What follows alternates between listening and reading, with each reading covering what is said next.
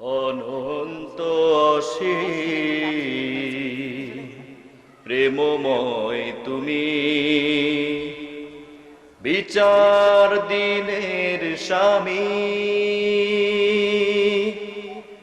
যত গুণগান হে চির মহান, তোমারি অন্তর্যামী। দুলোকে ভুলোকে সবারে ছাড়িয়া তোমার চরণে পড়ি লুটাইয়া,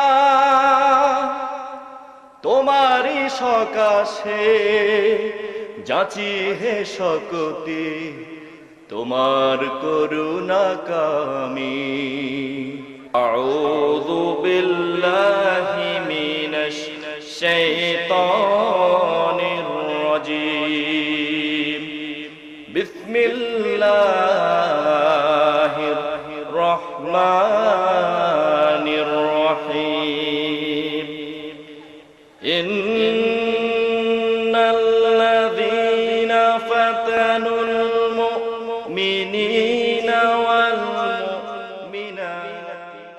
সূরা আল বুরুজ থেকে আলোচনা করব ইনশাআল্লাহ।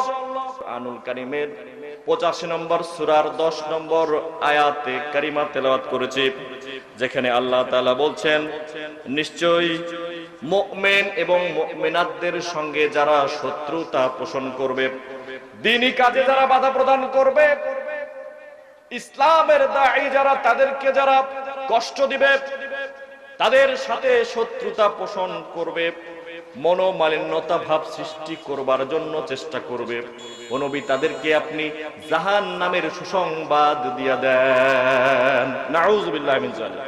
আশহাদু আল্লা ইলাহা ইল্লাল্লাহু ওয়া আশহাদু আন্না মুহাম্মাদান আবদুহু ওয়া রাসূলুহু।